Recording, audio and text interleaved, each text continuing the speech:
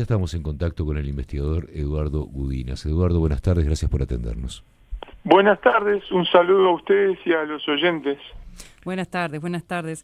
Bueno, Eduardo, estábamos repasando acá, charlando un poco de estas últimas novedades, de este comunicado de OCE emitido a última hora de la tarde de ayer, entrando en esta denominada segunda etapa o fase de excepcionalidad que implica acciones sobre el sistema metropolitano, ¿no? Con una baja en la presión de bombeo.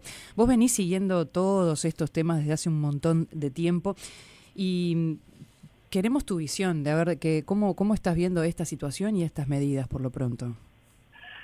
Bueno, para resumirle a los oyentes, y espero no dañar la sobremesa, estamos presenciando el colapso de la clase política y de muchos dirigentes sociales frente a sus responsabilidades para manejar el agua. Les doy los argumentos para fundamentar este juicio así tan severo. Tanto el gobierno actual como la oposición, que a su vez fueron en la anterior administración unos oposición y otro gobierno, de uno y otro lado, se mantiene el problema de la crisis del agua. Es como que no hubieran aprendido nada. Entonces, por un lado, OCE sigue careciendo de un protocolo para manejar sequías. Segundo punto, no repara las pérdidas de cañerías, que es otra de las principales urgencias. No me refiero a esas que ven los oyentes en las calles y en las avenidas, sino al daño estructural en toda el área metropolitana, ya que en números redondos el 50% del agua que entra en las tuberías se pierde. ¿Y saben ustedes cuál es en el presupuesto actual de OCE la cantidad de dinero destinada al rubro de agua no facturada? 0 pesos. Es 0. Por otro lado, del mismo modo, Ursea es otro gran ausente aquí porque no cumple con su mandato de evaluar la calidad del agua en tiempo real. Les doy un ejemplo de este momento. Estoy aquí mirando la pantalla de mi computadora el informe de la situación hídrica que da OCE y, oh sorpresa, en cuanto a la calidad del agua, el último informe que presentó es del 13 de febrero. Sí. Es del 13 de febrero, o sea, no sabemos los contenidos de cloruros o de sodio al día de hoy. Después, escuchando Sarandí regularmente, hoy en la mañana escuché al senador Lema haciendo unas argumentaciones, por ejemplo, en contra de la represa de Casupá y demás. Pero lo que no escucho de estos legisladores, como no lo escuché cuando estaban en el gobierno, es ¿cómo van a descontaminar la cuenca de Santa Lucía? ¿O nos van a seguir dando agua contaminada? Tampoco he tenido referencias a si se cumple el rol legislativo de averiguar por qué la Ursea no hace una evaluación de la calidad del suministro de agua potable. Y doy un paso más sobre esta crisis, porque estoy francamente preocupado por las declaraciones tanto del presidente de la Asociación Rural como el presidente de la Federación Rural. Por ejemplo, el presidente de la Asociación Rural argumenta que desea sacar agua de Juan Lacase porque sería más barato, no afectaría la producción agropecuaria, porque quieren seguir colocando agroquímicos en la cuenca de Santa Lucía. O sea, uno de los problemas que ve es que le van a impedir a los productores usar agroquímicos en la zona de Casupá. Del mismo modo, la propuesta de la Federación Rural de hacer un gran y largo acueducto desde el Río Negro hacia el sur no tiene en cuenta que la cuenca del Río Negro también está contaminada y la escala que planean hacer en el río G y sus afluentes también están contaminados. Entonces, pasando en limpio, nosotros los vecinos, la señora que me escucha, el señor que me escucha, etcétera, hasta ahora la única medida concreta ha sido el aumento de la tarifa de OCE. Y no hay signos de evaluar esto con seriedad y rigurosidad ni de un lado ni del otro. Eduardo, una vez se pregunta si desde el lugar de los investigadores, el lugar de los científicos, que siempre decimos que durante la pandemia lograron muchísima visibilidad, porque en realidad cuando se te viene el viento a la puerta del rancho, entras a escuchar a quienes no escuchabas antes, ¿no? Que son los que tienen, los que manejan el conocimiento, el verdadero conocimiento.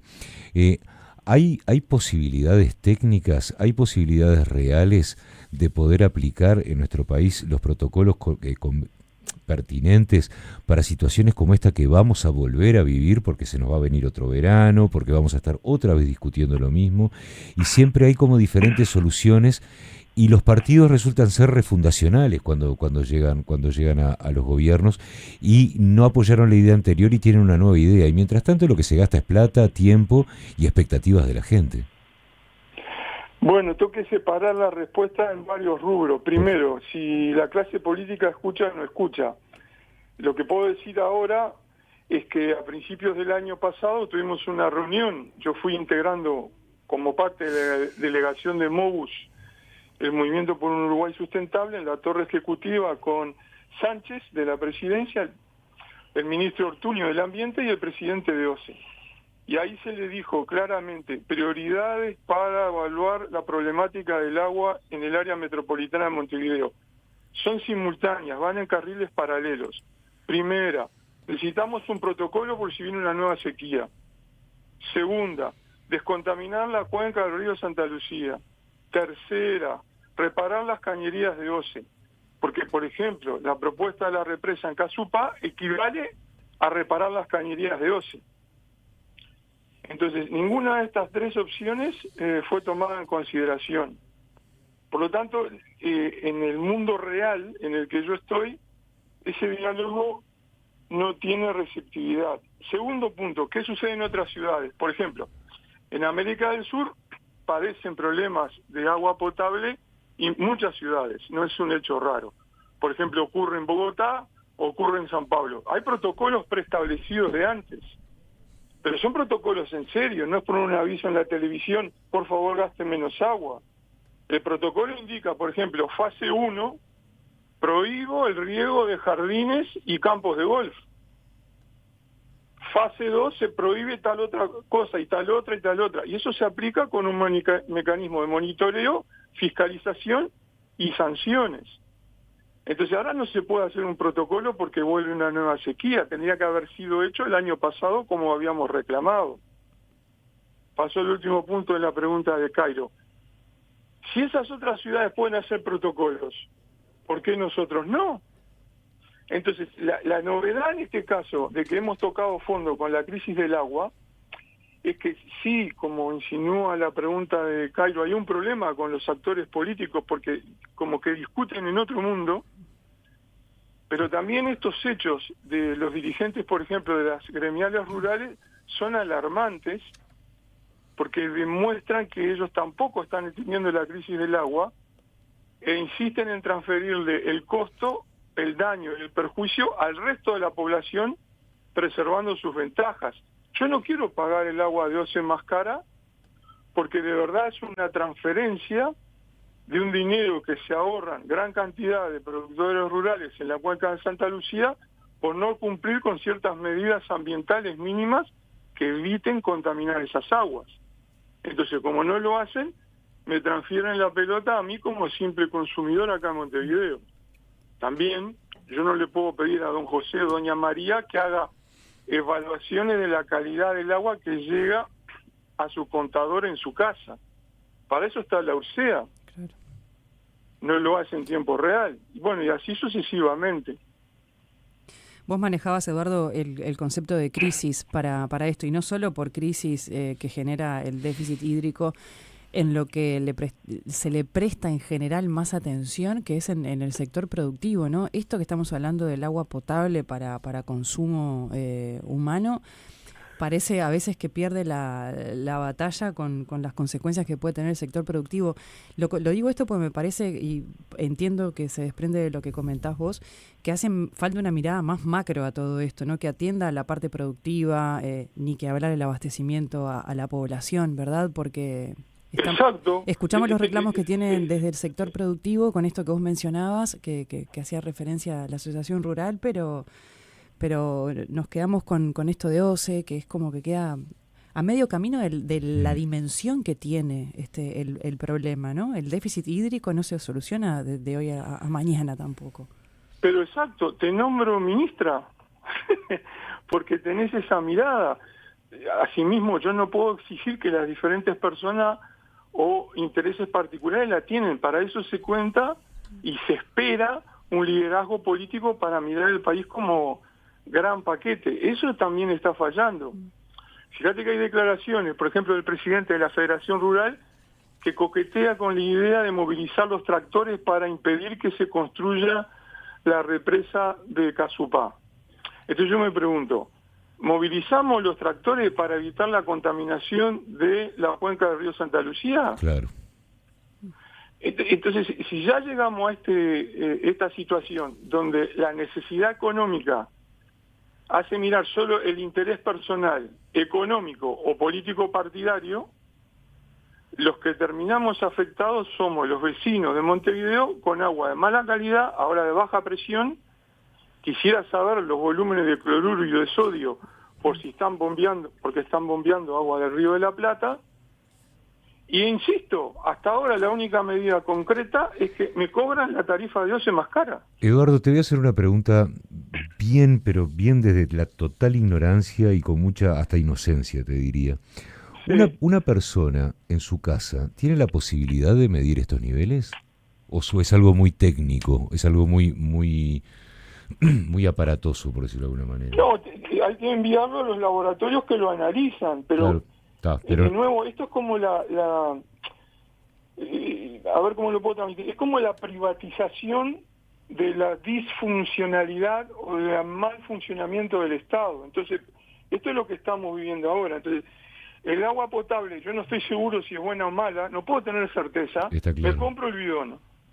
Mi esposa hoy compró 5 bidones, porque me escucha a mí hablar de estos temas, 5, para tener de stock. Después, por ejemplo, el manejo del espacio público en la ciudad es un caos por la mugre, los indigentes, la persona en situación de calle, etcétera. Y la intendencia te dice, como yo no puedo controlar la basura, tenés el recipiente de basura dentro de tu casa. Está claro. Eso también es vergonzoso. Claro. Después, tenemos problemas de seguridad en la vía pública, quedate dentro de tu casa. Sí. Tenés auto, querés ir a un evento, otro evento, no puedo decir porque no sabes si te van a romper el vidrio del auto o van a intentar robarle algo de adentro. Bueno, entonces lo que está sucediendo es que ciertas capacidades y mandatos que debería tener el Estado están bajo fuerte tensión. Y en esto hay que asumir responsabilidades que van desde la clase política a los funcionarios en las distintas reparticiones del Estado. Por ejemplo, casos pero en la radio usted se ha dicho hasta el cansancio. Por ejemplo, la crisis que vivimos en la educación pública, hay una gran cuota de responsabilidad del liderazgo político de sucesivos partidos que no la han encaminado, pero del mismo modo no hagamos trampa al solitario, porque también hay responsabilidad de los docentes que no ponen energía, que faltan, a veces están mal formados. Entonces, se genera una sopa, un caldo de crisis, desidia, desinterés, y cuando vienen problemas en agudo, volviendo al tema de la entrevista, que es la crisis del agua, estalla, como está sucediendo ahora. Sí, y además, Eduardo, hay un componente que me parece que se olvida en lo que es la gestión de crisis, ¿no? En cuanto vos más informes a la población de lo que está sucediendo y le involucres en las medidas que puede tomar, también somos parte de ayudar a que esto no empeore. Yo prefiero que me expliquen de dónde están tomando agua, cómo, qué afecta toda la situación y el rol que tiene todo lo que nosotros podamos evitar que se pierda, y el tema de la calidad de agua también. Eso es otro aspecto que también le caen todas las tintas a OCE, pero me parece que eso también está más arriba, ¿no? Tiene que ser una mirada más integral de todo. Y lo hablo ahora y antes, ¿no? Y también me parece que se adquirió cierto conocimiento con estos últimos años que quizás podría optimizarse también ahora con esto que se repite, que otra vez estamos hablando de cuánto porcentaje tenemos en la represa para ver hasta cuándo nos da el agua potable. Aquí hay 4 responsables institucionales estatales, son 4, bien claros. Uno es OCE, el otro es el Ministerio del Ambiente, porque es la entidad que regula buena parte de esto. En paralelo es el Ministerio de Ganadería, Agricultura y Pesca, que no aparece en el debate público, pero es el que tendría que controlar el desempeño agropecuario para evitar la contaminación del agua. Y después estos tres actores que están en la gestión directa, OCE, Ministerio del Ambiente y el Ministerio de Ganadería y Agricultura, deberían ser monitoreados desde afuera, evaluados por la URSEA. Todo ese paquete no funciona. En paralelo, el legislativo, fíjense ahora, se dedica, no sé, semana a discutir las lanchas de Cardama, pero no evalúan como legislativo, como cuerpo colectivo, cómo funciona el sistema de gestión y administración del agua potable en Montevideo. Lo que pasa, Eduardo, perdóname, Eduardo, que te interrumpa, Sí. pero nosotros ya estamos hechos a que nuestra clase política no se dedica literalmente a administrar. Cuando hablo de administrar el país estoy hablando del bienestar de la gente, y punto. Para todo, ¿no? O sea, capaz que suena muy romántico lo que estoy diciendo, pero cuando hablo del bienestar de la gente estoy hablando del bienestar puro y duro de las personas. Estamos en campaña permanentemente. Estamos en campaña permanentemente y se pasan los 4 años viendo cómo se pisan el palito de la gestión anterior, cómo se pisan el palito de la actual, y mientras ellos siguen con su juego, nosotros somos los que estamos acá abajo metiendo el lomo y bancando el país. Sí, es así. Y abonando eso, y porque tengo miedo que me queden pocos minutos, No, dale nomás. les voy a dar una primicia, porque OCE encargó hace un tiempo atrás un estudio de escenarios si venían nuevas sequías. Entonces estoy mirando ahora en esa evaluación de escenarios de posibles nuevos efectos de estrés hídrico. Ellos separan la situación en una alerta amarilla, en una excepcionalidad que estaría en naranja y en la emergencia en rojo. Si yo comparo los niveles de agua en Paso Severino, en Canelón Grande, de los últimos semanas o meses, hace rato que estábamos en la alerta amarilla. Ahora, para el mes de marzo, ya estaríamos entrando en la alerta naranja. En ese estudio que encargó OCE, en uno de los escenarios, y tomando números redondos, se entra en alerta naranja cuando el nivel de agua sumada en los reservorios es inferior a los 60 hectómetros cúbicos. Estoy mirando el reporte del día de hoy en la página web de OCE y la suma de Paso Severino más Canelón Grande me da 58,7. Ya tendría que estar en la alerta naranja. Entonces, esa es la situación en la que nos encontramos. Y sin embargo, si tú observas el debate político partidario, las discusiones en las redes, en otros lugares, no hay mucha conciencia de este estado de emergencia. No. La verdad que con la importancia que tiene, coincido en esa mirada, Eduardo. Eduardo, aquel plan que se había planteado en un momento de tomar agua del Río de la Plata, ¿es un disparate? ¿Es viable? ¿Sería un plan B, un plan C? No, era un pésimo plan. Hoy lo volvió a defender el senador Lema en el noticiero de la mañana en Radio Sarandí. O sea, demuestra que no entendió nada de las discusiones de hace 2 años atrás. ¿Por qué? Porque el Río de la Plata tiene muchos problemas de calidad de agua y además en esa zona había procesos de salinización. Entonces, durante parte del verano, esa toma debería estar cerrada, por ejemplo, porque el agua era salada. Entonces, volver a insistir en eso es como que no se entendió nada de lo que pasaba antes. Entonces, vuelvo. Cuando el Lema estaba antes copartícipe del gobierno anterior, no apoyaba las medidas para la protección de la cuenca del río Santa Lucía, pero ahora las reclama y lo usa como argumento para cuestionar a la represa de Casupá. Entonces esto se convierte en una especie de telenovela de argumentos que se cruzan en un sentido o en el otro, sin entrar en los problemas de fondo, y repetidamente se demuestra que no se están entendiendo las dinámicas en juego, los factores en juego, los indicadores que hay que saber comprenderlos y apropiarlos, ¿no? Eduardo, vos hablabas hace un ratito del agua no facturada. Al comienzo estábamos haciendo referencia a eso también. que el rubro para reducir el agua no facturada es cero. Sí. Con la reparación, con esto que se anuncia ahora de reforzar las cuadrillas para salir a reparar averías y demás, ¿qué tanto se podría recuperar o qué tanto se podría aprovechar o no mueve la aguja para nada? No, yo no estoy capacitado para responder eso en ese detalle, porque yo sospecharía que esas reparaciones son de las roturas más visibles que hay en la vía pública. Cuando nosotros nos referimos a problemas más estructurales, enterrados más profundamente en la red de distribución del agua. Que son más difíciles de solucionar, imagino. Claro, entonces hay varios cálculos, aproximaciones, etcétera, que indicarían que ese costo sería, por cierto, que mucho más barato que el costo, que es sobre todo financiero, sea de Arasatí o sea de Casupá, porque hay un cobro de un interés financiero de las empresas constructoras que lo hacen brutal. Entonces sería mucho más barato ir reparando las cañerías de agua de Montevideo.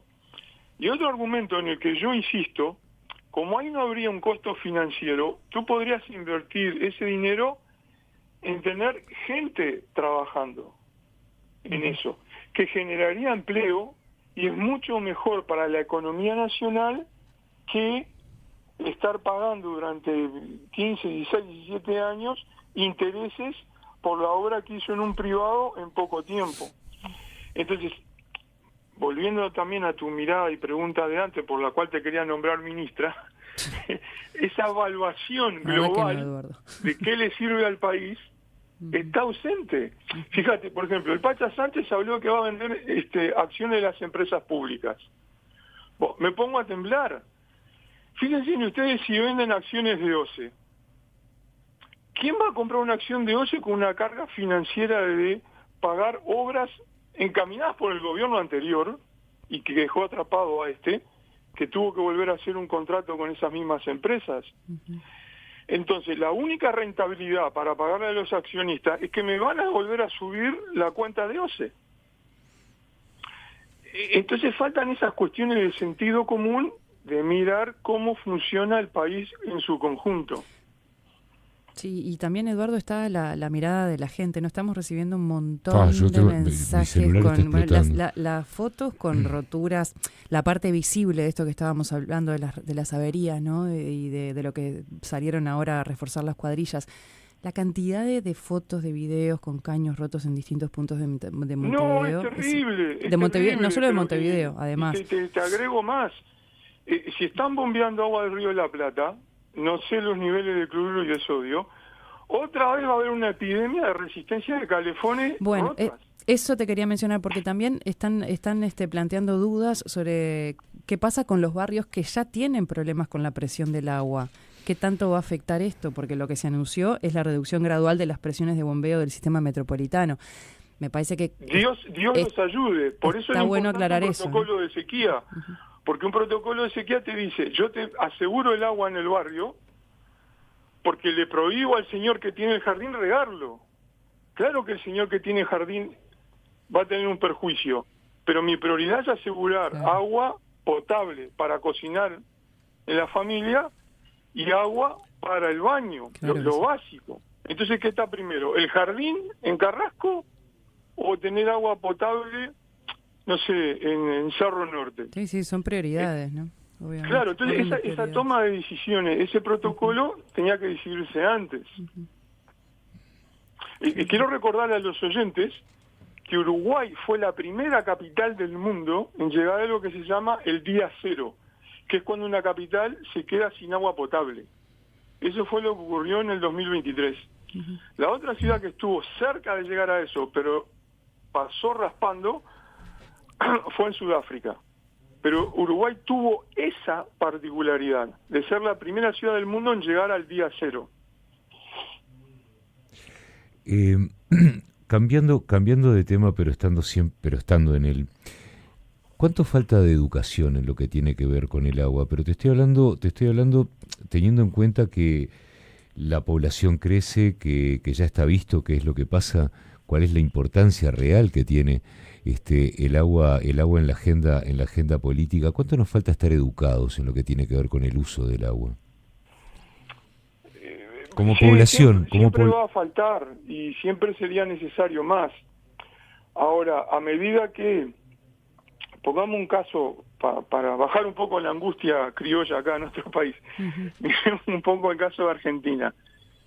Cuando la situación económica se deteriora o muy restrictiva, hay problemas de empleo, el salario no alcanza, hay temas como el ambiental que pasan a segundo lugar. Entonces eso es aprovechado por diferentes actores en la sociedad para desmontar normativas ambientales que les complicaban, no sé, digamos esquemáticamente, para hacer sus negocios. Entonces, por ejemplo, ahora, bajo el gobierno de Milei en Argentina, hay una discusión feroz de la mayoría gobernante desea desarticular una ley que protegía los hielos continentales en los glaciares, en los Andes, que impedía que ahí entraran las empresas mineras, para proteger las fuentes de agua, precisamente este tema. Ahora, está la restricción, el caos dentro de ese país, con problemas de empleo, con problemas de salario, con inflación, etcétera, que la gente, claro, yo lo comprendo, pone como primera prioridad, es como banco, la comida, la atención de salud, qué hacer con el jubilado de la familia. Entonces los recursos para adentrarse, por ejemplo, en los temas ambientales escasean. Entonces, en América Latina hemos vivido eso múltiples veces. Si te doy un minuto, te doy otro ejemplo. Yo estuve la semana pasada, estaba en Lima, dando unas clases. Entonces allí explotó el gasoducto que va desde Cusco llevando el gas a prácticamente todo el país. El gas natural ese alimenta el transporte público, el transporte privado, son autos o buses movidos a gas, llega a las casas, o sea, va al aparato de la cocina y va al calentador de agua para bañarte, y mantiene gran parte de las fábricas. Eso voló y se quedaron sin gas. Entonces yo veía una ciudad con poco tránsito, triplicar el precio de las gasolinas, porque está liberalizado, y vi una semana de una prefiguración o un adelanto de una distopía de ficción de la crisis de una sociedad petrolera. Entonces, mi punto con este cuento es que estamos rodeados y tenemos síntomas de esos colapsos que son ambientales y sociales y a la vez simultáneos, y que en muchos casos las sociedades y los agrupamientos políticos partidarios siguen sin saber reaccionar. No logran reaccionar frente a eso. Por lo tanto, la siguiente crisis es peor que la anterior y la que vendrá después será aún peor. Bueno, Eduardo, vamos a ver cómo sigue avanzando esto y las medidas que se toman y bueno, la situación en general, ¿no? Eduardo, te agradecemos siempre que te tomes tu tiempo para conversar con nosotros y con la audiencia. Bueno, ha sido un gusto. Muy buenas tardes a todos y muchas gracias por el contacto. Un abrazo grande desde aquí. Muchas gracias, Eduardo. Bueno, era el investigador Eduardo Gudinas que una vez más nos muestra un poco de realidad y yo qué sé. Son miradas más abarcativas que solo hablar de que hay déficit hídrico y tal cual y hay determinadas consecuencias, ¿no? Él aporta una mirada que nos nutre por lo menos de más elementos para pensar estos temas y ver, bueno, desde nuestro lugar, cada uno al que le corresponde, ver qué se puede hacer, ¿no? No estamos nosotros distribuyendo el agua por las cañerías, no podemos tomar resoluciones en ese sentido, pero por lo pronto tratamos de sumar un elemento más para poder pensar todo esto, ¿no? Sí, de cualquier manera, tenemos que hacer lo que nos corresponde hacer como ciudadanos, que muchas veces no es lo que se hace desde los lugares de toma de decisión. Y bueno, si no cuidan el agua por nosotros, qué bien que nos la cobran, como tiene que ser, ¿no? El servicio se tiene que cobrar, pero bien que nos la cobran, cuidémosla también nosotros lo más que podamos. Sí, los oyentes están opinando a través de todas las vías de contacto que tenemos siempre. Dice, buenas tardes, muy interesante el tema del agua. Vivo en Ciudad del Plata, no puedo consumir agua de OCE por más que la pago. El agua tiene calcio, deja todo blanco y con sarro. Después dice, señores, nadie advierte ni cuida nada el uso del agua potable durante todo el verano. Hay una falta de previsión enorme de todo. Bueno, durante el verano no fue un tema que estuviera en consideración, al menos en general de la población, el uso consciente del agua potable, ¿no? Me llegaron muchos mensajes al celular, no puedo leerlos todos, son todos más que interesantes para compartir con ustedes en lo que tiene que ver con números y formas de administración y cálculos que se han hecho en lo que tiene que ver con la administración la administración y la distribución y el cuidado de este bien. Agradecerles a todos los que nos están escribiendo por participar. Los reportes que mandan tengo roturas, hay de todo. un montón y de distintos puntos, no solo de acá de Montevideo, como decíamos hace un ratito.